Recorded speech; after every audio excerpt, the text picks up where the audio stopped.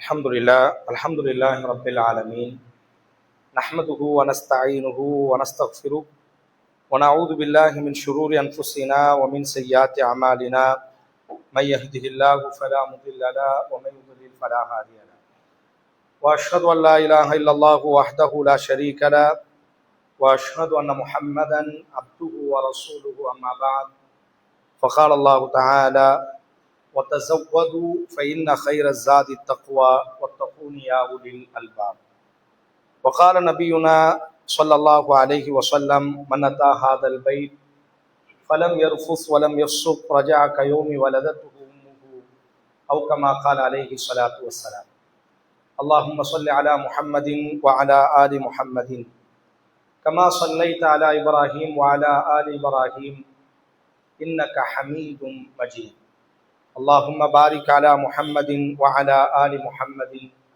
كما باركت على إبراهيم وعلى آل إبراهيم في العالمين إنك حميد مجيد أوصيكم ونفسي أولا بتقوى الله பாசமான சகோதர சகோதரிகளே, பெரியோர்களே, எனக்கும் உங்களுக்கும் ஆரம்பமாக அல்லாஹுவினுடைய அச்சத்தை கொண்டு நான் உபதேசம் செய்கிறேன். அல்லாஹ் ரப்புல் ஆலமீன் நம் மீது கடமையாக்கிய எல்லா கடமைகளையும் ஏற்று நடக்குமாறும், எதை விட்டெல்லாம் அல்லாஹ் நம்மை தவிர்ந்திருக்குமாறு உபதேசம் செய்தானோ எல்லா காரியங்களை விட்டும் தவிர்ந்திருக்குமாறும், இறை நம்பிக்கையாளர்களாக வாழ்ந்து இறை நம்பிக்கையாளர்களாக இவ்வுலகத்தை விட்டு விடைபெறக்கூடிய நல்ல சந்தர்ப்பங்களை, சூழல்களை அல்லாஹ் நம் அனைவருக்கும் நசீபாக்க வேண்டும் என்று பிரார்த்தனை செய்தவனாய், பாசமான உறவுகளே, நாம் அமர்ந்திருக்கக்கூடிய இந்த மாதம் ஷவ்வாலினுடைய கடைசி நாளில் நாம் எல்லாம் அமர்ந்திருக்கிறோம். அல்லாஹ் நாடும் பட்சத்தில் நாளைய தினத்திலிருந்து துல்கஅதா அல்லாஹுவால் புனிதப்படுத்தப்பட்ட 4 புனிதமான மாதங்களில் துல்கஅதாவினுடைய மாதத்தை நாம் எல்லாம் அடைய இருக்கிறோம். நாளைய தினத்திலிருந்து உலகெங்கும் வாழக்கூடிய இறை நம்பிக்கையாளர்கள் 2026ஆம் ஆண்டிற்கான ஹஜ்ஜிக்காக தங்களை தயார்படுத்தி இருக்கக்கூடிய அந்த புனித பயணிகள் உலகெங்கும் இருந்து நாளைய தினத்திலிருந்து அல்லாஹுவினுடைய ஆலயமாம் காபாவை நோக்கி பயணப்படுவதற்கு தயாராகி கொண்டிருக்கிறார்கள். இந்தியாவிலிருந்து நாளைய தினம் உலகத்தினுடைய முதல் விமானம் மும்பையிலிருந்து நாளை அதிகாலை இறை இல்லமாம் காபாவிற்கு பயணப்பட இருக்கிறது. இந்த ஹஜ் என்ற அமலை பொறுத்தவரையில் அல்லாஹ் ரப்புல் ஆலமீன் மகத்துவப்படுத்திய, உன்னதப்படுத்திய, மேன்மை பொருந்திய ஒரு அமல் இந்த ஹஜ்ஜினுடைய ஒரு அமல். இந்த அமலை பொறுத்தவரையில் அல்லாஹ் ரப்புல் ஆலமீன் யாருக்கு அல்லாஹ் அழைப்பு கொடுப்பானோ அவர்களுக்கு கிடைக்கக்கூடிய ஒரு பெரிய பாக்கியம். ஏனைய பாக்கியம் எல்லாம் ஓரளவிற்கு நாம் முயற்சி செய்தாலும் கூட கிடைத்துவிடும். ஆனால் இந்த ஹஜ்ஜினுடைய அமல் இருக்கிறதே, அல்லாஹ் யாரை தேர்வு செய்கிறானோ, யாரை அவன் வீட்டின் பால் இவ்வருடத்தினுடைய விருந்தினர்களாக அல்லாஹ் யாரை அழைத்தானோ அவர்கள் மட்டுமே செல்லக்கூடிய ஒரு பாக்கியம். பொருளாதாரத்தை கொண்டோ உடல் ஆரோக்கியத்தை கொண்டோ இந்த உலகத்தில் யாராலும் அல்லாஹுவினுடைய ஆலயத்திற்கு பயணப்பட்டு விட முடியாது. மாறாக அல்லாஹ் தனது வீட்டின் பால் யார் வர வேண்டும் என்று ஆசைப்பட்டானோ அவர்களுக்கு அல்லாஹ் நல்கக்கூடிய பாக்கியம்தான் இந்த ஹஜ்ஜினுடைய பாக்கியம். அல்லாஹ் ரப்புல் ஆலமீன் இந்த ஹஜ்ஜை பற்றி பேசுவதற்காக 5 அமல்கள் நம்ம எல்லோருக்கும் தெரியும். நம்முடைய மார்க்கத்தினுடைய அர்கானுல் இஸ்லாம், இஸ்லாத்தினுடைய அமல்கள் என்பது தொழுகை, நோன்பு, ஜகாத், ஹஜ்ஜி என்பதாகவெல்லாம் நமக்கு தெரியும். என்றாலும் ஒரு அத்தியாயத்தையே அல்லாஹ் இந்த அமலுக்காக அல்லாஹ் இறக்கி இருக்கிறார். நோன்பு என்று ஒரு அத்தியாயமே கிடையாது. தொழுகை என்பதாக குர்ஆனில் ஒரு அத்தியாயத்தை நம்மால் காண முடியாது. ஜகாத் என்று ஒரு அத்தியாயத்தை நம்மால் காண முடியாது. ஆனால் சூரா ஹஜ்ஜி என்ற ஒரு அத்தியாயத்தை அல்லாஹ் குர்ஆனில் இறக்கி இருக்கிறார். ஹஜ்ஜினுடைய கிரிகளை பற்றி, ஹஜ்ஜினுடைய அமல்களை பற்றி, ஹஜ்ஜினுடைய நாட்களில் நாம் எப்படி நடக்க வேண்டும், ஹஜ்ஜிக்கு முன்பாக நாம் எப்படி இருக்க வேண்டும், ஹஜ்ஜிக்கு பிறகு நாம் எப்படி இருக்க வேண்டும் என்றெல்லாம் இந்த அத்தியாயத்தில் விலாவாரியாக ஒரு அத்தியாயத்தையே அல்லாஹ் ரப்புல் ஆலமீன் இறக்கி இந்த அமலை அல்லாஹ் ஆர்வப்படுத்துகிறான் என்று சொன்னால் இந்த அமலினுடைய பெருமதி வெகுமதி என்ன என்பதை நம்மால் உணர்ந்து கொள்ள முடியும். ரசூலுல்லாஹி ஸல்லல்லாஹு அலைஹி வஸல்லம் அவர்கள் கூறக்கூடிய இந்த செய்தி, மன் அத்தா ஹாதல் பைத்தி, யார் ஒரு மனிதர் இந்த நம்முடைய ஆலயத்தை ஹஜ்ஜி செய்ய வேண்டும் என்ற நோக்கத்தில் அல்லாஹுவின் ஆலயமாம் காபாவிற்கு வருவாரோ, ஃபலம் யர்ஃபுஸ் வலம் யஃப்ஸுக், கெட்ட வார்த்தைகள் பேசாமல் சண்டை சச்சரவுகளில் ஈடுபடாமல் யார் இந்த ஹஜ்ஜினுடைய அமலை நிறைவு செய்வாரோ, ரஜஅக யௌமி வலதத்து உம்முஹு, அன்று பிறந்த பாலகனாய் அல்லாஹ் அவரை தன் தாயகத்திற்கு, அவர் வாழும் நாட்டிற்கு அல்லாஹ் திருப்பி அனுப்புகிறான் என்று அல்லாஹுவின் தூதர் கூறுகிறார்கள். நம்முடைய மார்க்கத்தில் இந்த ஒரு அமல் மட்டும்தான் நம்முடைய எல்லா பாவங்களையும், அது சிறிய பாவமாக இருக்கலாம், பெரிய பாவங்களாக இருக்கலாம், எல்லா பாவங்களையும் அழிக்கக்கூடிய ஒரு அமல் இருக்குமையானால் இந்த ஹஜ்ஜி என்ற ஒரு அமலாக இருக்கிறது. அதைத்தான் அல்லாஹுவின் தூதர் சொல்லும் பொழுது, யார் ஹஜ்ஜி செய்வாரோ அன்று பிறந்த பாலகனாய் அவரினுடைய வாழ்க்கையில் எவ்வளவு பாவங்கள் நடந்திருக்குமோ எல்லா பாவங்களையும் அல்லாஹ் மன்னித்து பரிசுத்தவானாக அவரை அல்லாஹ் திருப்பி அனுப்புகிறான் என்று அல்லாஹுவின் தூதர் ஸல்லல்லாஹு அலைஹி வஸல்லம் அவர்கள் கூறுகிறார்கள். அன்னை ஆயிஷா ரலியல்லாஹு அன்ஹா அவர்கள் ஸஹீஹுல் புகாரியில இந்த செய்தி பதிவு செய்யப்படும். அல்லாஹுவின் தூதரிடத்தில் கேட்பார்கள், யா ரசூலல்லாஹ், நரல் ஜிஹாது அஃவலுல் அமால், இந்த உலகத்திலேயே மிகச்சிறந்த ஒரு அமலாக அல்லாஹுவின் பாதையில் போராடுவதை நாங்கள் பார்க்கிறோம். அஃபலா நுஜாஹிது, நாங்களும் அல்லாஹுவின் பாதையில் போராடுவதற்காக வரட்டுமா என்று அன்னை ஆயிஷா ரலியல்லாஹு அன்ஹா அவர்கள் கேட்பார்கள். அன்னை ஆயிஷா ரலியல்லாஹு அதுவரை விளங்கி வைத்திருந்தது என்னவென்றால், உலகத்திலேயே அல்லாஹுவின் பாதையில் போராடக்கூடிய அந்த போராட்ட களம்தான் அமல்களிலேயே மிகச் சிறந்தது என்பதாக விளங்கி வைத்திருந்தார்கள். ஓரளவிற்கு அது சரியானதும் கூட. அன்னை ஆயிஷா ரலியல்லாஹு கேட்கிறார்கள், அல்லாஹுவின் தூதரே, நரல் ஜிஹாது அஃவலு அமால், இந்த உலகத்துல மிகச்சிறந்த அமலாக நாங்கள் பார்ப்பது அல்லாஹுவின் பாதையில் போராடுவது. அஃபலா நுஜாஹிது, நாங்களும் போராட்டத்திற்கு வரட்டுமா என்று கேட்கும் பொழுது, லாக்கின், அல்லாஹுவின் தூதர் சொல்வார்கள், இல்லை, அஃவலு மினல் ஜிஹாத், அல்லாஹுவின் பாதையில் போராடுவதை விட, அல்லாஹுவின் பாதையில் போராட்ட களத்தில் ஈடுபடுவதை விட ஹஜ்ஜம் மப்ரூர், மப்ரூரான ஹஜ் இருக்கிறதே, அதுதான் உலகத்திலேயே மிக ஏற்றமான அமல் என்பதாக நபிகள் நாயகம் ஸல்லல்லாஹு அலைஹி வஸல்லம் அவர்கள் திருத்தி கொடுத்தார்களே. ஆனால் அமல்களிலேயே மிகப்பெரிய ஒரு அமல், புழக்கத்தில் நாம் அந்த அமலை கடைசியாக பேசுகிறோம். தொழுகை, நோன்பு, ஜக்காத், ஹஜ்ஜி என்பதாக ஏதோ ஒரு வரிசையினுடைய கணக்கிலே நாம் அதை கடைசியாக வைத்திருந்தாலும் கூட எல்லா அமலை காட்டிலும் அல்லாஹ்விடத்தில் மிக ஏற்றமான ஒரு அமல் ரசூலுல்லாஹி ஸல்லல்லாஹு அலைஹி வஸல்லம், லாக்கின் அஃவலு மினல் ஜிஹாதி ஹஜ்ஜும் மப்ரூர், ஏற்றுக்கொள்ளக்கூடிய மப்ரூரான ஹஜ் இருக்கிறதே, எல்லா அமலை காட்டிலும் போராடுவதை காட்டிலும் அல்லாஹ்விடத்தில் மிகச் சிறந்தது என்பதாக நபிகள் நாயகம் ஸல்லல்லாஹு அலைஹி வஸல்லம் அவர்கள் திருத்தி கொடுத்தார்களே. ஆனால் இந்த அமலின் மீது நாம் ஆர்வப்பட வேண்டும், இந்த அமலை நாம் செய்ய வேண்டும் என்பதாக ஆசிக்க வேண்டும். யாருக்கு வாய்ப்பு இருக்குமோ உடனடியாக இந்த அமலை, நபிகள் நாயகம் ஸல்லல்லாஹு அலைஹி வஸல்லம் அவர்கள் சொல்லக்கூடிய இந்த செய்தி, யாருக்கு அல்லாஹ் ஹஜ்ஜி செய்யக்கூடிய வாய்ப்பை தந்திருப்பானோ அவர் விரைவாக ஹஜ்ஜி செய்து கொள்ளட்டும். காரணம், காலத்தினுடைய எதிர்காலங்கள் எப்படி இருக்கும் என்று தெரியாது. பாதைகள் மோசமடையலாம், பயணங்களுக்கு தடங்கள் ஏற்படலாம், உங்களிடத்தில் இருக்கக்கூடிய பொருளாதாரங்கள் வீழ்ந்து போகலாம், உங்கள் உடலினுடைய ஆரோக்கியங்கள் குன்றி போகலாம். அல்லாஹுவின் தூதர் இந்த வார்த்தைகளை எல்லாம் சொல்கிறார்கள்.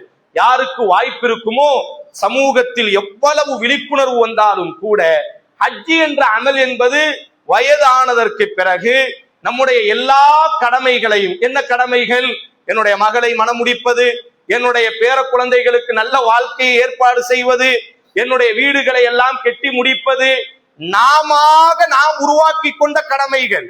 ஆனால் அல்லாஹ் அஸ்ஸ வஜல் இதையெல்லாம் நம்முடைய கடமை என்பதாக சொல்லவே இல்லை. அல்லாஹ் குர்ஆனில் பதிவு செய்யும் பொழுது, யாருக்கு சக்தி இருக்குமோ அவர் ஹஜ்ஜி செய்யட்டும். அடுத்த வார்த்தை அல்லாஹ் சொல்வான், ஃபமன் கஃபர, அல்லாஹ் உண்மையில் எப்படி சொல்ல வேண்டும், யார் ஹஜ்ஜி செய்யவில்லையோ என்று அல்லாஹ் சொல்ல வேண்டும். ஆனா அல்லாஹ் அப்படி சொல்ல மாட்டான். யாருக்கு வாய்ப்பு இருந்து, யாருக்கு வசதி இருந்து ஹஜ்ஜி செய்யவில்லையோ என்று அல்லாஹ் சொல்வதற்கு பதிலாக ஃபமன் கஃபர, எவன் என்னை நிராகரிப்பானோ. அல்லாஹு அக்பர். ஹஜ்ஜி ஒருவனுக்கு கடமையாகி அவன் ஹஜ்ஜி செய்யட்டும் என்று அல்லாஹ் சொன்னதற்கு பிறகு அப்படி யாராவது ஹஜ்ஜி செய்யாவிட்டால் என்று அல்லாஹ் சொல்லி இருக்க வேண்டும். ஆனா அல்லாஹ் அதற்கு மாற்றமாக குர்ஆனில் ஃபமன் கஃபர, ஹஜ்ஜி கடமையாகியும் ஹஜ்ஜி செய்வதற்கான வாய்ப்பை நாம் கொடுத்தும் எவன் நிராகரிப்பானோ ஃபஇன்னல்லாஹ கனியுன் அனில் ஆலமீன், அகிலங்களை படைத்த அல்லாஹ் உன்னை விட்டும் தேவையற்றவன், உலகத்தை விட்டே தேவையற்றவன். நீ ஹஜ்ஜிக்கு வருவதினால், ஏதோ நீ இஹ்ராமை அணிவதினால், நீ தல்பியாவை முழங்குவதினால், நீ அல்லாஹ்விடத்தில் கண்ணீர் வடிப்பதினால் அல்லாஹ்வுடைய கண்ணியம் எதுவும் உயரப் போவதில்லை. ஃபஇன்னல்லாஹ கனியுன் அனில் ஆலமீன், ஹஜ்ஜி செய்யாமல் என்னை நிராகரிப்பவன் அல்லாஹ் உலகத்தை விட்டு தேவையடைந்தவன் என்ற ரீதியில் அல்லாஹ் ரப்புல் ஆலமீன் ஒரு கடினமான வார்த்தையை, ஹஜ்ஜி கடமையாகியும் யார் ஹஜ்ஜி செய்வதற்கு முயற்சி செய்யவில்லையோ அவர்களை நிராகரிப்பாளர்கள் என்ற தோரணையில் அல்லாஹ் ரப்புல் ஆலமீன் பேசுகிறானேயானால், ஹத்தாபினுடைய மகன் உமர் ரலியல்லாஹு அன்ஹு ஹஜ்ஜி கடமையாகியும் யாராவது ஒரு மனிதர் ஹஜ்ஜி செய்யாவிட்டால் மாத்த நஸ்ரானியன், மாத்த யகூதியன், நீ ஒரு கிறிஸ்தவனாக போய் மரணித்து தொலைய வேண்டியது தானே, நீ ஒரு யூதனாக போய் மரணிக்க வேண்டியது தானே. அல்லாஹ் உனக்கு உடல் ஆரோக்கியத்தை கொடுத்து, அல்லாஹ் உனக்கு செல்வத்தை கொடுத்து, ஹஜ்ஜி செய்வதற்கான சுதந்திரத்தை கொடுத்தும் கூட நீ ஹஜ்ஜி செய்ய மறுக்கிறாய் என்று சொன்னால் எதற்காக நீ எல்லாம் இந்த மார்க்கத்திலே இருக்க வேண்டும் என்ற தோரணையில உமர் ரலியல்லாஹு அன்ஹு அவர்கள் கண்டித்தார்கள் என்பதாக, தண்டித்தார்கள் என்பதாக வரலாறுகள்ல நாம் பார்க்கிறோமேயானால், அன்பான இஸ்லாமிய உறவுகளே, இந்த அமல் என்பது அல்லாஹ்விடத்தில் மிக ஏற்றமான ஒரு அமல். நாம் நினைத்த பொழுதெல்லாம் செய்யக்கூடிய ஒரு அமல் அல்ல. அதற்கென்று அல்லாஹ் சில மாதங்களை, அதற்கென்று சில நாட்களை அல்லாஹ் தொகுத்து வைத்திருக்கிறான். அந்த மாதங்களில், அந்த நாட்களில் செய்யக்கூடிய ஒரு அமல் நேசத்தோடு சம்பந்தப்படக்கூடிய ஒரு அமல். பொதுவாக ஏனைய அமல்கள் எல்லாம் வெறுமனையாக நம்முடைய உடல் உறுப்புகளோடு அல்லது பொருளாதாரத்தோடு மட்டும் சம்பந்தப்படும்.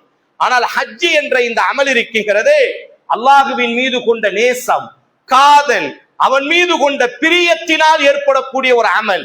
என்னை படைத்தவனை போய் நான் சந்திக்க போகிறேன், அவனினுடைய ஆலயத்தை நான் தரிசிக்க போகிறேன், அவன் ஆலயத்தை நான் சுற்றப் போகிறேன், அவனினுடைய பொருத்தத்தை நான் அடைய போகிறேன், என் தகப்பன் இப்ராஹிம் நின்ற இடத்தை நான் மகிமைப்படுத்த போகிறேன் என்று அல்லாஹுவின் மீதும் அவன் தூதரின் மீதும் நேசத்தால் விளையக்கூடிய ஒரு அமல் என்பது இந்த ஹஜ்ஜினுடைய ஒரு அமலாக இருக்கிறது. என்றாலும் அல்லாஹ் ரப்புல் ஆலமீன் பயணங்களை தொடங்குவதற்கு முன்பாக, இந்த வருடம் யாரெல்லாம் ஹஜ்ஜினுடைய நிய்யத்தின் அடிப்படையில் தங்கள் பயணங்களை அமைத்திருப்பார்களோ அல்லாஹ் இந்த பயணத்திற்கு முன்பாக சில உபதேசங்களை செய்கிறான். உங்களது பயணங்கள் எப்படி இருக்க வேண்டும் என்பதை பற்றி அல்லாஹ் சொல்லும் பொழுது, நீங்கள் பயணத்திற்கு தேவையான கெட்டு சாமான்களை எல்லாம் கெட்டிக் கொள்ளுங்கள். அன்றைய அரேபியர்கள் கெட்டு சாமான்களை பயணத்திற்கு கெட்ட மாட்டார்கள். ஹஜ்ஜினுடைய பயணத்திற்கு, அல்லாஹ்வினுடைய வீட்டிற்குத்தானே நாம் செல்ல போகிறோம், அவன்தானே பணக்காரன், நாம் எல்லாம் எப்பொழுதும் பிச்சைக்காரர்கள் தானே, ஆதலால் அந்த ஆலயத்திலே கையேந்தி நாம் பிழைத்துக் கொள்ளலாம் என்பதாக ஹஜ்ஜிக்காக வேண்டி புறப்படும் பொழுது மட்டும் எந்த ஆடைகளையும் எடுக்க மாட்டார்கள், எந்த உணவுகளையும் தயார்படுத்த மாட்டார்கள். வெறுமனையாக பிச்சைக்காரர்களாகவே என்ன செய்வார்கள், அல்லாஹ்வினுடைய ஆலயத்திற்கு வருவார்கள். அல்லாஹ் அதை திருத்தி கொடுத்தான், அப்படி வர வேண்டாம், நான் மிகப்பெரிய பணக்காரன் தான், நீ எனது ஆலயத்திற்குத்தான் வருகிறாய் என்றாலும் எனது ஆலயத்திற்கு நீ வரும் பொழுதும் கூட பிச்சைக்காரனாக வராதே. நீ எப்படி வர வேண்டும் என்று சொன்னால், பிறருக்கு கொடுக்கக்கூடிய அளவிற்கு உனக்கு தேவையான இந்த பயணத்திற்கு தேவையான கெட்டு சாமான்களை எல்லாம் நீ கெட்டி கொண்டவனாகத்தான் எனது ஆலயத்திற்கு நீ வர வேண்டும். என்றாலும் நீ கெட்டக்கூடிய கெட்டு சாமான்களில் மிக மிகச் சிறந்தது இறை அச்சத்தை நீ கெட்டிக் கொள்ள வேண்டும். அப்ப யார் இந்த வருடம் ஹஜ்ஜிக்காக பயணம் மேற்கொள்வார்களோ அல்லாஹ் அவர்களுக்கு சொல்லக்கூடிய பயணத்திற்கான தகவல் என்னவென்றால், உங்கள் பயணத்திற்கு தேவையானதையும் நீங்கள் கெட்டிக் கொள்ளுங்கள். சிறந்தது என்னவென்று சொன்னால், அல்லாஹுவினுடைய அச்சத்தை அல்லாஹுவினுடைய அச்சம் என்றால் என்ன அர்த்தம்? நான் பேசக்கூடிய இந்த பேச்சும், நாம் அணியக்கூடிய இந்த ஆடையும், நாம் தடவக்கூடிய சுகுந்தங்கள் அல்ல. நம்முடைய அந்தரங்கத்தை நாம் சுத்தப்படுத்தி இருக்க வேண்டும். நம்முடைய குணாதிசயங்களை நாம் சுத்தப்படுத்தி இருக்க வேண்டும். நாம் அல்லாஹுவினுடைய ஆலயத்திற்கு செல்வதற்கு முன்பாய் நம்முடைய உடலை நாம் எப்படி சுத்தப்படுத்துகிறோமோ அதுபோன்று நம்முடைய உள்ளங்களை சுத்தப்படுத்தி இருக்க வேண்டும். பகமைகளிலிருந்து, குரோதங்களிலிருந்து, சண்டை சச்சரவுகளிலிருந்து, யாரிடத்திலாவது நாம் கடன் வாங்கி இருப்போமையானால், யாரையாவது நாம் காயப்படுத்தி இருப்போமையானால், இதற்கெல்லாம் ஒரு தீர்வை ஏற்படுத்தி கொண்டு நம்முடைய பயணங்களை அமைய வேண்டும். நாம் இங்கே ஹஜ்ஜிக்காக காபாவில இருப்போம். நமக்கு கடன் கொடுத்தவர் நம்முடைய வீட்டை என்ன செய்து கொண்டிருக்கிறார்? சுற்றி கொண்டிருக்கிறார். நாம் என்ன செய்கிறோம்? அல்லாஹ்வினுடைய ஆலயத்தை சுற்றுவோம். ஆனால் நாம் கடன் வாங்கியவர் நம்முடைய வீட்டை என்ன செய்கிறார்? இது எப்படி ஹஜ்ஜினுடைய அமலாக ஏற்றுக்கொள்ளப்படும்? அதைத்தான் அல்லாஹ் சொல்கிறான், பயணம் மேற்கொள்வதற்கு முன்பாக நீங்கள் தக்குவாவை கெட்டிச்சாதனமாக கெட்டிக் கொள்ளுங்கள். உங்களது உள்ளத்தை தூய்மைப்படுத்தியவர்களாக, உங்கள் ஆடையை தூய்மைப்படுத்துவதை போன்று, உங்கள் உடலை தூய்மைப்படுத்துவதை போன்று ஹஜ்ஜிக்காக பயணம் மேற்கொள்வதற்கு முன்பாக உங்களினுடைய இறை அச்சத்தை மெருகூட்டியவர்களாக, உங்கள் உள்ளத்தை தூய்மைப்படுத்தியவர்களாக உங்கள் பயணங்களை அமைத்துக் கொள்ளுங்கள் என்பதாக அல்லாஹ் ரப்புல் ஆலமீன் சூரா பக்கரா 197வது வசனத்தில் பயணத்திற்கான தகவலை அல்லாஹ் பதிவு செய்கிறார். பயணம் மேற்கொள்ளும் பொழுது எப்படியெல்லாம் பயணம் என்பதாக எல்லோரும் நமக்கு தகவல் சொல்லலாம். படைத்த அல்லாஹ் அஸ்ஸ வஜல் ஹஜ்ஜிக்காக பயணம் மேற்கொள்பவர்களை பார்த்து சொல்கிறான், பயணிப்பதற்கு முன்பாக இறை அச்சத்தை சுமந்தவர்களாக, அல்லாஹ்வினுடைய அச்சத்தை சுமந்தவர்களாக உங்கள் பயணங்களை அமைத்துக் கொள்ள வேண்டும் என்பதாக அல்லாஹ் பதிவு செய்கிறார். இரண்டாவதாக ரசூலுல்லாஹி ஸல்லல்லாஹு அலைஹி வஸல்லம் வஃதுல்லாஹி ஸலாஸத்துன், மூவர் அல்லாஹ்வினுடைய பொறுப்பில் இருக்கிறார்கள். அவர்களை பாதுகாப்பது, அவர்களுக்கு உதவி செய்வது, அவர்களை நல்ல முறையில் அணுகுவது அல்லாஹ்வினுடைய கடமை. அல் காசி, அல்லாஹ்வின் பாதையில் போராடக்கூடியவர், வல் ஹாஜ், ஹஜ் செய்யக்கூடியவர், வல் முஅத்தமிர், உம்ரா செய்யக்கூடியவர். இந்த மூவரும் அல்லாஹ்வினுடைய பொறுப்பில் இருக்கிறார்கள். அவர்கள் எதை கேட்டாலும் அல்லாஹ் அவர்களுக்கு கொடுப்பான் என்று நபிகள் நாயகம் ஸல்லல்லாஹு அலைஹி வஸல்லம் கூறுகிறார்கள். அல்லாஹ்வினுடைய பொறுப்பினுடைய பயணம், நம்முடைய உடல் ஆரோக்கியத்திற்காக, மருத்துவத்திற்காக நாம் பயணம் மேற்கொண்டிருப்போம். நம்முடைய சுற்றுலாவுக்காக நாம் பயணம் மேற்கொண்டிருப்போம். நம்முடைய வியாபாரத்திற்காக, பொருளியலுக்காக நாம் பயணம் மேற்கொண்டிருப்போம்.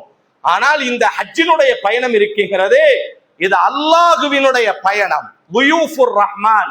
மற்றும் ஒரு அறிவிப்பில் ரசூல் சொன்னார்கள், ரஹ்மானினுடைய விருந்தினர்கள் எதை கேட்டாலும், ஒரு விருந்தினர் எதை கேட்டாலும் நாம் கொடுப்போம். நமது வீட்டுக்கு வந்திருக்கக்கூடிய விருந்தினர் எதை கேட்டாலும் முகம் சலிக்காமல் கொடுப்பது நம்முடைய பழக்கம் என்றால், உலகத்தை கெட்டி காக்கக்கூடிய அதிபதிகளுக்கெல்லாம் ஆகப்பெரிய ஒரு அதிபதி, அவன் வீட்டின் விருந்தினர்களாக நீங்கள் பயணம் மேற்கொள்ள இருக்கிறீர்கள். அதைத்தான் ரசூல் சொன்னார்கள், வஃதுல்லாஹ், உங்களினுடைய பொறுப்பாளன் அல்லாஹுவாக இருக்கிறான். நீங்கள் எதை கேட்டாலும் அல்லாஹ் அஸ்ஸ வஜல் அவர்களுக்கு கொடுப்பான் என்பதாக நபிகள் நாயகம் ஸல்லல்லாஹு அலைஹி வஸல்லம் கூறுகிறார்களே. ஆனால் பயணம் ஈமானினுடைய பயணமாக இருக்க வேண்டும். வெறும் சுற்றுலாவினுடைய பயணம், மக்கள் புகழக்கூடிய பயணம், அல்லது மக்களிடத்திலே மெச்சக்கூடிய பயணம், அல்லது உடன் பிறந்தவர்களுக்கெல்லாம் கிடைக்காத ஒரு பாக்கியம் எனக்கு கிடைத்து விட்டது என்று மெச்சுவதற்கான பயணம் அல்ல இந்த பயணம். நம்மோடு இருக்கக்கூடிய நண்பர்களுக்கெல்லாம் கிடைக்காத பயணம் எனக்கு கிடைத்து விட்டது என்பதாக பெருமை பேசக்கூடிய பயணம் அல்ல. அல்லாஹ்வினுடைய பயணம். அந்த பயணத்தில் எதை கேட்டாலும் அல்லாஹ் அவருக்கு தருவான் என்று ரசூல் சொல்கிறார்களே. ஆனால் நம்முடைய ஈமானை, நம்முடைய அமல்களை, நம்முடைய சிந்தனைகளை சுத்தப்படுத்திக் கொள்ள வேண்டும். ரப்பின் விருந்தாளிகளாக நாம் நுழைய வேண்டுமே தவிர மனிதர்களிடத்தில் புகழை எதிர்பார்த்து விட்டோமே ஆனால் மனிதர்களின் விருந்தாளிகளாக நாம் மாறிவிடுவோம். அதனால்தான் ரசூலுல்லாஹ் வல் ஹஜ்ஜு துயூஃபுர் ரஹ்மான், ஹஜ் செய்பவர் அல்லாஹ்வின் விருந்தினர். நம்முடைய சிந்தனை சரியாக இருந்தால் மட்டும்தான் நான் அல்லாஹ்வின் வீட்டிற்கு பயணப்படுகிறேன், அல்லாஹ்வின் பொருத்தத்தை அடைவதற்காக பயணப்படுகிறேன், அல்லாஹ்வினுடைய அருளை அடைவதற்காக பயணப்படுகிறேன் என்ற சிந்தனை இருந்தால் மட்டும்தான் நாம் அல்லாஹ்வின் விருந்தினர்கள். அதற்கு மாற்றமான ஒரு சிந்தனை கடுகளவு வந்துவிட்டாலும் கூட மனிதர்கள் மெச்ச வேண்டும், மனிதர்கள் புகழ வேண்டும், ஜமாஅத்தில் ஒரு கண்ணியம் கிடைக்க வேண்டும், உறவுகளுக்கு மத்தியில் ஒரு கண்ணியம் கிடைக்க வேண்டும். ஏனைய மனைவிமார்களை எல்லாம் கணவன்மார்கள் அழைத்து செல்லவில்லை. நம் மனைவியை நாம் அழைத்து சென்று நம் குடும்பத்திலும் நம்முடைய கொந்திலும் ஒரு நல்ல பெயரை வாங்க வேண்டும் என்று எதை காரணம் காட்டினாலும் அல்லாஹ் பாதுகாக்கட்டும், நாம் ஷைத்தானின் விருந்தினர்களாக அல்லாஹ் நம்மை மாற்றி விடுவான். அப்ப பயணம் மேற்கொள்வதற்கு முன்பாக நீங்கள் அல்லாஹுவின் விருந்தினர்கள், உங்கள் எண்ணங்களை நீங்கள் சுத்தப்படுத்தியவர்களாக உங்கள் பயணங்களை நீங்கள் அமைத்துக் கொள்ள வேண்டும். நபிகள் நாயகம் ஸல்லல்லாஹு அலைஹி வஸல்லம் புகாரியில இந்த ஹதீஸ் பதிவு செய்யப்படுகிறது. வல் ஹஜ்ஜும் மப்ரூர், மப்ரூரான ஹஜ் இருக்கிறது. லைஸ லஹு ஜஸாஉன் இல்லல் ஜன்னah, அதற்கு கூலி அல்லாஹ் சொர்க்கத்தை தவிர எதையுமே இல்லை. மப்ரூரான ஹஜ்ஜி யார் செய்வார்களோ, இந்த ஹஜ்ஜினுடைய அமல்ல மட்டும் ரசூலுல்லாஹ் என்ன சொல்வாங்கன்னா மப்ரூரான ஹஜ் என்பதாக சொல்வார்கள். மப்ரூரான ஹஜ்ஜை யார் செய்வார்களோ அவர்களுக்கு அல்லாஹ் சொர்க்கத்தை கூலியாக தருகிறான். மப்ரூரான ஹஜ் என்றால் என்ன? மப்ரூர் என்பதற்கு அரபியில 3 விதமான அர்த்தம் சொல்லப்படும். முதல் அர்த்தம் என்னவென்று சொன்னால், அரபியினுடைய நேரடி அர்த்தம் லா யுகாலித்துஹு ஷையும் மினல் மஇஸமி, எந்த கெட்ட செயலும் செய்யப்படாமல், எந்த தவறும் நிகழாமல் பரிசுத்தமாக செய்யப்படக்கூடிய ஒரு அமலுக்கு மப்ரூர் என்று சொல்லப்படும். லா யுகாலித்துஹு ஷையும் மினல் மஅஸமி, எந்த தவறும் நடந்துவிடக் கூடாது. அந்த ஹஜ்ஜில எந்த தவறும் எந்த ஹஜ்ஜில் நடைபெறவில்லையோ அந்த ஹஜ்ஜிக்கு ஹஜ்ஜம் மப்ரூர், மப்ரூரான ஹஜ்ஜி என்பதாக நபிகள் நாயகம் ஸல்லல்லாஹு அலைஹி வஸல்லம் அந்த ஹஜ்ஜி நடந்தால் மட்டும்தான் அல்லாஹ் உங்களுக்கு சொர்க்கத்தை தருவான். அப்ப ஹஜ்ஜினுடைய பயணத்துல தவறுகள் நடக்கவே கூடாது, கெட்ட வார்த்தைகள் பேசுவான். அதனாலதான் ஏனைய அமல்களுக்கெல்லாம் அல்லாஹ் இந்த சட்டத்தை சொல்லவே மாட்டான். தொழுகுங்கள் சொல்லுவான், நோன்பு நோருங்கள் சொல்வான், ஹஜ்ஜி செய்ய அதாவது ஜகாத் கொடுங்கன்னு சொல்வான். ஆனா ஹஜ்ஜிக்கு மட்டும் அல்லாஹ் அழுத்தம் திருத்தமாக மீண்டும் மீண்டும் அல்லாஹ் ஒரு வார்த்தையை சொல்வான், ஃபமன் ஃபரத ஃபீஹின்னல் ஹஜ்ஜ ஃபலா ரஃபஸ வலா ஃபுசூக வலா ஜிதால ஃபில் ஹஜ்ஜி, ஹஜ்ஜி கடமையாகி விட்டால் கெட்ட வார்த்தை பேசாதீர்கள், தர்க்கம் செய்யாதீர்கள், சண்டையிடாதீர்கள். காரணம் இதெல்லாம் அங்கே நடந்து கொண்டே இருக்கும். காலம் காலமாக அரேபியர்கள் இந்த குணாதிசயங்களை ஹஜ்ஜினுடைய நாட்கள்ல செய்வார்கள். நாங்க தான் யோக்கியவான்கள், பிறரெல்லாம் தவறானவர்கள். ஹஜ்ஜினுடைய நாட்கள்ல உட்கார்ந்து தர்க்கம் செய்து கொண்டிருந்தார்கள். நாங்க செய்யறது தான் சரியானது, நீங்க செய்யறதெல்லாம் தவறானது என்பதாக ஹஜ்ஜில உட்கார்ந்து கொண்டு தர்க்கம் செய்வார்கள். அதத்தான் அல்லாஹ் சொன்னார், ஹஜ்ஜி கடமையானவர், தர்க்கம் செய்யாதே, கெட்ட வார்த்தை பேசாதே, சண்டை சச்சரவுகள்ல ஈடுபடாதீர்கள். என்ன நடக்கட்டும், நாம் அல்லாஹ்வினுடைய ஆலயத்திற்கு வந்திருக்கிறோம். ஒரு விருந்தினர்களாக நமது வீட்டுக்கு வந்து அவர்களுக்குள்ளாக சண்டையிட்டால் நாம் என்ன பார்வையோடு அவர்களை பார்ப்போம்? முதல் பார்வை அவர்களை கேவலமாக பார்ப்போம். வெளியில வந்து ஒரு வீட்டுல எப்படி நடக்க வேண்டும் என்ற அடிப்படை நாகரிகம் கூட தெரியலையே, அப்படிதான் பார்ப்போம். நம்ம அல்லாஹ்வினுடைய வீட்டிற்கு நுழைந்திருக்கிறோம். நபிகள் நாயகம் ஸல்லல்லாஹு அலைஹி வஸல்லம் மக்கா வெற்றி கொள்ளப்பட்ட பொழுது சஹீஹுல் புகாரியில இந்த செய்தி பதிவு செய்யப்படுகிறது. ஃபஇன்ன ஹாதா ஹர்ரமஹுல்லாஹு யௌம ஹலக்க ஸமாவாத்தி வல் அர்த், வானம் பூமியை அல்லாஹ் படைத்த பொழுதே இந்த காபாவை அல்லாஹ் கண்ணியப்படுத்தி விட்டான். யார் இந்த இறை இல்லத்தை கண்ணியப்படுத்துவாரோ அவர் கண்ணியப்படுத்தப்படுவார். யார் இந்த இறை இல்லத்திலே வரம்பு மீறுவாரோ அவர் இழிவடைவார் என்று ரசூல் ஸல்லல்லாஹு அலைஹி வஸல்லம் சொன்னார்கள். அப்ப ஹஜ்ஜிக்காக பயணம் மேற்கொள்ளக்கூடியவர்கள் கிட்டத்தட்ட 40 நாட்கள் 35 நாட்கள் நீங்கள் அந்த ஆலயத்தில் இருப்பீர்கள். உங்களினுடைய ஒழுக்கம் மிக பேணப்பட வேண்டும். கெட்ட வார்த்தை பேசுவது, சண்டை சச்சரவுகள்ல ஈடுபடுவது, அழியக்கூடிய உலகத்திற்காக தர்க்கம் செய்து கொண்டிருப்பது, ஒன்னுக்கும் உதவாத உணவு விஷயத்தில மணிக்கணக்காக தர்க்கம் செய்வது, சண்டை போடுவது, அதைத்தான் ரசூல் சொன்னார்கள். இந்த ஆலயத்தை அல்லாஹ் புனிதப்படுத்தினான் எப்பொழுது? வானம் பூமி படைக்கப்பட்ட நாளிலேயே. யார் கண்ணியத்தை பாதுகாப்பாரோ அவர் பாதுகாப்படைந்தவர். அந்த பூமிக்கு பெயரே ஆமீனா, அது பாதுகாப்பு நல்கக்கூடிய பூமி. குர்ஆன் அல்லாஹ் சொல்லும் பொழுது ஃபமன் தஹலஹு கான ஆமீனா, யார் அந்த தேசத்திற்குள்ளாக நுழைந்தாரோ அவர் பாதுகாப்பை அடைந்து கொள்வார். மிருகங்கள் கூட அங்கே பாதுகாப்பாக இருக்கும். ரசூல் சொல்லி இருக்கிறார், வேட்டையாடுவதற்கு தடை செய்யப்பட்டிருக்கிறது. பெரிய குற்றத்தை செய்து ஒரு கைதி உள்ளே நுழைந்தால் கூட அவரை அங்கே அவருக்கு தண்டனை கொடுக்க கூடாது. உலகத்திலேயே இறையில்லமாம் காபாவினுடைய அந்த ஹரமினுடைய எல்லையில் தண்டனை கூட கொடுக்க கூடாது. அவரை பிடிச்சிட்டு வெளியே போய் தான் என்ன செய்யணும், ஹரமினுடைய எல்லைக்கு வெளியே நின்றுதான் அவரை தண்டிக்க வேண்டுமே தவிர உள்ள கூட என்ன செய்யக்கூடாது, தண்டிக்க கூடாது என்பதாக நபிகள் நாயகம் ஸல்லல்லாஹு அலைஹி வஸல்லம் அல்லாஹ்வும் அவன் தூதரும் அந்த பூமியை அவ்வளவு பாதுகாப்பினுடைய பூமியாக வைத்திருக்கிறார்களே. ஆனால் அங்க குடும்பத்தோடு செல்லக்கூடியவர்கள், கோபங்கள், ஷைத்தான் பொதுவாக எந்த இடத்தில் எதை செய்யக்கூடாதோ அதைத்தான் ஷைத்தான் நமக்கு தூண்டிக் கொண்டே இருப்பான். அப்ப அந்த பூமியில வைத்துக் கொண்டு சண்டை போடுறது, கெட்ட வார்த்தைகள் பேசுவது, இவைகள் எல்லாம் தலையில் நாசத்தை சுமக்கும் என்பதாக குர்ஆன் நமக்கு பதிவு செய்கிறது. நாம படுறோம்ல, அந்த காபான்னு சொல்றோம்ல, அத சுமந்திருக்கக்கூடிய அந்த பூமிக்கு பேரு பக்கான்னு சொல்லும் குர்ஆன். பேச்சுல அது மக்கான்னு ஆயிட்டு, அதுக்கு பேரு மக்கா இல்ல. குர்ஆன் அல்லாஹ் சொல்லும் பொழுது இன்ன அவ்வல பைத்தின் உதிஅ லின்னாஸ் லல்லதி பி பக்கா, பக்கா நகரத்திலே நாம் நம்முடைய ஆலயத்தை கட்டி எழுப்பினோம் என்று அல்லாஹ் சொல்கிறார். பக்கா தான் அந்த மக்காவினுடைய பேரு. பக்கா என்றால் என்ன அர்த்தம்? அரபியில போய் பாத்தீங்க அப்படின்னு சொன்னா, தலைகள் தாழ வேண்டும், யாராக இருக்கட்டும் அங்கே பணிந்தவராகத்தான் இருக்க வேண்டும். அதுக்கு பேருதான் பக்கான்னு சொல்லப்படும். அந்த பூமியில பெருமை பேசுவது, நான் ரொம்ப சம்பாதிச்சேன் தெரியுமா, நான் இதுக்காண்டி ரொம்ப யோசிச்சேன் தெரியுமா, நான் முயற்சி செஞ்சு வந்திருக்கேன் தெரியுமா, எங்க அண்ணனுக்கெல்லாம் கிடைக்காத பாக்கியம் தெரியுமா, எங்க அத்தா அம்மாக்கெல்லாம் கிடைக்காத பாக்கியம் தெரியுமா, என் பிள்ளைய சின்ன வயசுலயே நான் கூட்டு வந்துட்டேன் தெரியுமா, இதெல்லாம் பெருமைகள், பீத்தடிக்கக்கூடிய வார்த்தைகள். அல்லாஹ் பாதுகாக்க, நாசத்தை அல்லாஹ் பொழிவான். பக்கா குர்ஆனில் அல்லாஹ் சொல்கிறான், எவனாக இருக்கட்டும் பக்கா, தலை தாழ்ந்தே ஆக வேண்டும். தாழ்ந்த நிலையிலேயே இந்த பூமியில் நீ வாழ வேண்டும். இது என்னுடைய பூமி, இங்கே உன்னுடைய தலைகள் உயரவே கூடாது. இங்கு உயர வேண்டியது அனைத்தும் என்னுடைய மகத்துவம் மட்டுமே உயர வேண்டும். எந்த வார்த்தையையும், எந்த விதமான கோஷங்களுக்கும் அங்கே இடமில்லை. அல்லாஹுவை மட்டுமே அங்கே பெருமைப்படுத்த வேண்டும். நாம ஒரு முறை லப்பைக் அல்லாஹும்ம லப்பைக்னு சொல்றோம், மறுபுறம் நம்ம அங்க என்ன செய்கிறோம், பெருமை பேசுகிறோம். நான் வருஷம் உம்ராக்கு வந்துருவோம் தெரியுமா, ரமதான் ஆயிட்டாலே இங்கதான் இருப்பேன் தெரியுமா, வருஷம் ஹஜ்ஜிக்கு வந்துருவோம் தெரியுமா. இதெல்லாம் நம்மை நாம் சுத்தப்படுத்துறது, நம்மை நாம் பெருமைப்படுத்துவது. அல்லாஹ் பாதுகாக்க வேண்டும்.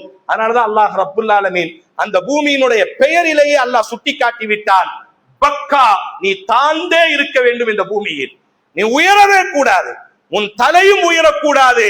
இங்கு அல்லாஹ் மட்டுமே உயர்ந்திருக்க வேண்டும் என்பதாக அல்லாஹ் ரப்புல் ஆலமீன் அந்த பூமியில் எதிர்பார்க்கிறான். அப்ப மிக முக்கியம், அல்லாஹ்வின் தூதர் சொன்னார்கள், ஹஜ்ஜம் மப்ரூர். மப்ரூரான ஹஜ்ஜி என்னவென்றால் கெட்ட செயல்கள் கலக்கவே கூடாது. இரண்டாவது, மப்ரூர் என்பதற்கு நன்மையினுடைய மொத்தம் என்று சொல்லப்படும். பிர் என்று சொன்னால் நன்மைன்னு அர்த்தம், மப்ரூர் என்று சொன்னால் நன்மைகள் என்று அர்த்தம். அதிகமாக நன்மை செய்யக்கூடிய ஹஜ்ஜிகள். ஏதோ நம்ம போனோம், ஏதோ உம்ரா செஞ்சோம், நல்லா சுத்தி பார்த்தோம், நல்ல ஜாலியா இருந்தோம் என்பதற்கு அல்ல ஹஜ்ஜி. அதிகமாக நன்மை செய்ய வேண்டும். ஒரு ரக்காத் அங்கு தொழுதால் 1,00,000 ரக்காத்துகள் மஸ்ஜிது தக்வால, மஸ்ஜிது தௌபா, ஏனைய மஸ்ஜிதுகள்ல நாம ஒரு ரக்காத்தை தொழுதால், எப்படி 1,00,000 ரக்காத்து தொழுதா என்ன நன்மையோ, அல்லாஹ் அந்த பூமியில ஒரே ஒரு ரக்காத்து தொழுதா நமக்கு தருகிறார். ஏன் அல்லாஹ் தருகிறான்? நீ என் பூமிக்கு வந்திருக்கிறாய், எனது விருந்தாளி, நீ அதிகம் அமல் செய், உனக்கு நான் அதிகம் நன்மை தருகிறேன். அப்ப ஹஜ்ஜி எப்படி இருக்க வேண்டும்? ஹஜ்ஜம் மப்ரூர், நன்மையான ஹஜ்ஜாக இருக்க வேண்டும். வெறுமனையாக சடங்கான ஹஜ் அல்ல, வெறுமனையான சம்பிரதாயமான ஹஜ் அல்ல. ஒன்று பாவமே கலக்காத ஹஜ்ஜாக இருக்க வேண்டும், அதற்கும் ஹஜ்ஜம் மப்ரூர் என்று சொல்லப்படும். இரண்டாவது, ஹஜ்ஜம் மப்ரூர் நன்மையின் ஹஜ்ஜாக இருக்க வேண்டும். மூன்றாவதாக ரசூலுல்லாஹ்ட்டே கேட்டுவாங்க, யா ரசூலல்லாஹ், பிர்னா என்ன? மனில் பிர் யா ரசூலல்லாஹ், மப்ரூர்னு சொல்றீங்களே, நன்மைன்னு சொல்றீங்களே, அப்படின்னா என்ன அர்த்தம்?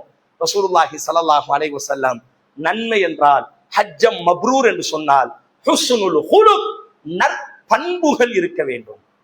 நல்ல அமல் செய்கிறார், ஆனா நற்பண்பே இல்லை, முன் கோபப்படக்கூடியவராக இருக்கிறார், எடுத்தெறிந்து பேசுபவராக இருக்கிறார், பிறருக்கு நோவினை தருபவராக இருக்கிறார், அவர் இந்த ஹஜ்ஜை மப்ரூருக்குள்ளாக வரமாட்டார். ரசூலுல்லாஹி ஸல்லல்லாஹு அலைஹி வஸல்லம் சொன்னார்கள், ஹுஸ்னுல் ஹுலுக், யாரிடத்திலே நல்ல குணம் இருக்குமோ அவர்தான் ஹஜ்ஜம் மப்ரூர் செய்திருக்கிறார். அப்ப ஹஜ்ஜினுடைய நாட்கள்ல நல்ல குணாதிசயங்களை நாம் வளர்த்து கொள்ள வேண்டும். உலக முஸ்லிம்களை நாம் சந்திக்கிறோம், எல்லோரிடத்திலும் அன்பு பாராட்டுவது, நேசம் பாராட்டுவது, உடல்களுக்கு அப்பால், மொழிகளுக்கு அப்பால், நிறங்களுக்கு அப்பால், பொருளாதாரத்திற்கு அப்பால் அல்லாஹ் ஒரு நேசத்தை, ஒரு பாசத்தை அல்லாஹ் நமக்கு மத்தியில் தந்திருக்கிறான் அல்லவா? இதை சுமந்து கொண்டு நாம் பிற நாட்களில் நல்ல குணத்தோடு யார் வாழ்வோமோ அவர்கள் ஹஜ்ஜம் மப்ரூர் செய்தவர்கள் என்பதாக நபிகள் நாயகம் ஸல்லல்லாஹு அலைஹி வஸல்லம் பாவங்கள் கலக்காமல் நன்மைகள் அதிகம் செய்து நல்ல குணாதிசயங்களை உருவாக்கி கொண்டவர்கள். இதற்கு அரபியில் சொல்லக்கூடிய வார்த்தை ஹஜ்ஜம் மப்ரூர் என்பதாக. இந்த ஹஜ்ஜை யார் செய்வார்களோ ஜஸாஉன் இல்லல் ஜன்னா, அல்லாஹ் அவர்களுக்கு சொர்க்கத்தை கூலியாக தருகிறான் என்பதாக நபிகள் நாயகம் ஸல்லல்லாஹு அலைஹி வஸல்லம் அவர்கள் கூறுகிறார்களேயானால், என் பாசமான உறவுகளே, அல்லாஹ் ரப்புல் ஆலமீன் எல்லோருக்கும் இந்த பாக்கியத்தை நல்க வேண்டும். அதே நேரம் யாருக்கு அல்லாஹ் இந்த பாக்கியத்தை நல்கி இருப்பானோ சுருக்கமாக அவர்கள் இறை அச்சத்தை கெட்டிச்சாதனமாக கொண்டு உங்கள் பயணங்களை அமைத்துக் கொள்ளுங்கள். அல்லாஹ் புனிதப்படுத்திய ஒரு புனித பயனாளிகள் நீங்கள் எல்லாம். உச்சக்கட்டமாக பயணம் செய்பவர் மட்டும் புனித பயனாளி இல்லை. ரசூலுல்லாஹ் காலத்துல எல்லாம் ஆடு மாடுகளை எல்லாம் ஹஜ்ஜிக்காண்டு கூட்டு போவாங்க. தான் கூடயே என்ன செய்வாங்க, இப்ப நாம அங்க காசு கட்ட போறோம், நமக்கு அங்க ஆடு இருக்கு, அரசாங்கம் என்ன செஞ்சிருவாங்க, அறுத்துருவாங்க. ஆனா ரசூலுல்லாஹ் காலத்துல பயணம் செய்யும் பொழுதே ஆட்டையும் மாட்டையும் ஒட்டகத்தையும் என்ன செய்வாங்க, கூட்டு போகும் பொழுது இந்த ஹஜ்ஜிக்காண்டி போறாருல்ல, இவர் கூட ஆடு மாடை கூட்டு போறதுனால அந்த ஆடு மாடுக்கும் அல்லாஹ் கண்ணியத்தை கொடுப்பான். மக்கள்லாம் என்ன செஞ்சிருவாங்க, இவர் கொண்டு வரக்கூடிய அந்த ஆடு மாடை பார்த்த உடனே மக்கள்லாம் விலக ஆரம்பிச்சிருவாங்க. அல்லாஹுவினுடைய பலி பிராணி வருகிறது. அல்லாஹ்வினுடைய ஆலயத்தை நோக்கி பயணப்படக்கூடிய ஒரு மிருகம் வருகிறது. அந்த மிருகத்தை யாருமே டச் பண்ண மாட்டாங்க. திருடர்கள் கூட என்ன செய்ய மாட்டாங்க, அந்த ஹஜ்ஜினுடைய அந்த விலங்கை திருட மாட்டார்கள். அன்றைக்கு வழிப்பறி கொள்ளையர்கள் இருப்பார்கள். ஹஜ்ஜிக்காக அழைத்து செல்லக்கூடிய அந்த மிருகத்தினுடைய கழுத்துல ஒரு மாலையை ரசூலுல்லாஹ் தொங்க போட சொல்லுவாங்க. அந்த மாலை தான் அன்னைக்கு அடையாளம். இந்த மாலையை பார்த்துட்டாங்கன்னா எல்லாரும் ஒதுங்கி கொள்வார்கள். அல்லாஹுவினுடைய மிருகம் அது, அது அல்லாஹ்வுக்காக பலியிடப்படக்கூடிய மிருகம் அது. அந்த மிருகத்தை கூட நம்ம தொடக்கூடாது. அந்த மிருகத்தை கண்டாலே மக்கள் எல்லாம் வழி விடுவார்கள். அது கொஞ்சம் எங்காவது வரம்பு மீறி சாப்பிட்டாலும் கூட அதை அடிக்க மாட்டார்கள். சார் வேண்டாம், அதை தொடாதீங்க. அதுக்கு என்ன தெரியும், அது அல்லாஹ்வினுடைய ஆலயத்தை நோக்கி பயணம் மேற்கொள்ளக்கூடிய மிருகம். அந்த மிருகத்தின் மீது நம்ம கை வைக்க கூடாது. அப்ப ஒரு புனித பயணி அவரோடு ஒரு மிருகம் இணையும் பொழுது அந்த மிருகமே கண்ணியத்திற்குரியதாக மாறுகிறது என்றால், நீங்கள் அல்லாஹ்வின் ஆலயத்தை நோக்கி பயணப்படும் பொழுது அவ்வளவு கண்ணியத்திற்குரியவர்கள். உங்கள் சிந்தனையை சீர்படுத்தி கொண்டு உங்களது பாவங்களை களைந்து நன்மைகளை செய்து நல்ல பண்புகளை நீங்கள் வளர்த்து கொள்ளும் பொழுது அல்லாஹ் உங்களுக்கு சொர்க்கத்தை கூலியாக தந்து எல்லா பாவத்தையும் அல்லாஹ் மன்னித்து அன்று பிறந்த பாலகனாக அல்லாஹ் திரும்பி கொண்டு வருகிறான் என்று ரசூலுல்லாஹி ஸல்லல்லாஹு அலைஹி வஸல்லமும் அல்லாஹும் நமக்கு ஞாபகம் ஊட்டுகிறார்களேயானால், இந்த அடிப்படையில் உங்களது பயணங்களை நீங்கள் அமைத்துக் கொள்ள வேண்டும். அல்லாஹ் ரப்புல் ஆலமீன் எல்லா நபர்களுக்கும் அல்லாஹுவினுடைய ஆலயத்தை தரிசிக்கக்கூடிய, ஹஜ்ஜி செய்யக்கூடிய பெரும் பாக்கியத்தை அல்லாஹ் நசீபாக்கட்டும். யாரெல்லாம் இந்த வருடம் அல்லாஹுவினுடைய ஆலயத்திற்காக நீயத்து வைத்திருப்பார்களோ அல்லாஹ் அவர்களினுடைய பயணங்களை இலகுபடுத்தி நல்ல முறையில் அல்லாஹ் அவர்களை அழைத்து சென்று உடல் ஆரோக்கியத்தோடு நல்ல அமல்களை செய்து அன்று பிறந்த பாலகனாய் நம் தேசத்திற்கு அல்லாஹ் மீட்டு கொண்டு வரக்கூடிய நல்ல சூழலை அல்லாஹ் அனைத்து பயணிகளுக்கும் அல்லாஹ் உருவாக்க வேண்டும் என்று பிரார்த்தனை செய்தவனாய் எனது முதல் உரையை நான் நிறைவு செய்கிறேன். அகூலு கௌலி ஹாதா வ அஸ்தக்ஃபிருல்லாஹ லி வ லக்கும் வ லிஸாயிரில் முஸ்லிமீன ஃபஸ்தக்ஃபிரு இன்னஹு கான கஃபாரா.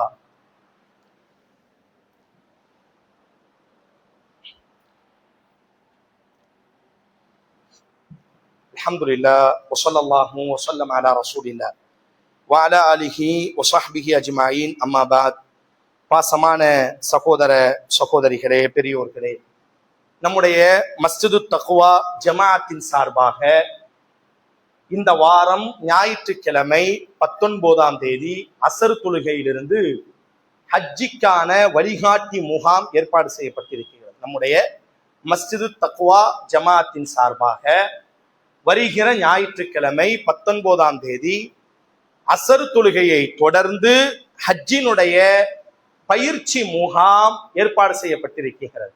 காரணம், இது தொழுகையை போன்று நோன்பை போன்று எப்பொழுதுமே செய்யக்கூடிய ஒரு அமல் அல்ல.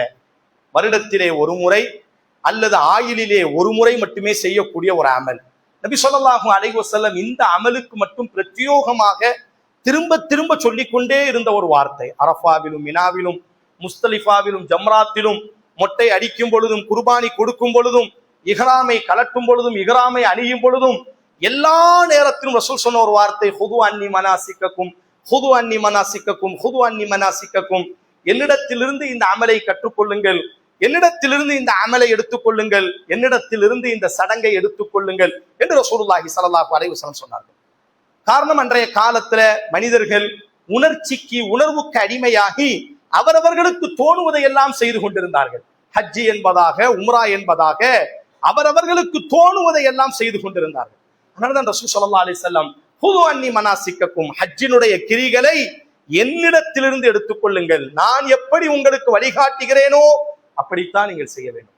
நபி ஸல்லல்லாஹு அலைஹி வஸல்லம் நம்முடைய எந்த ஒரு அமல் அல்லாஹ்விடத்தில் எடுத்துக்கொள்ளப்பட வேண்டுமே ஆனாலும் அதற்கு 3 நிபந்தனைகள். அதில் முதல் நிபந்தனை தௌஹீத் இருக்க வேண்டும்.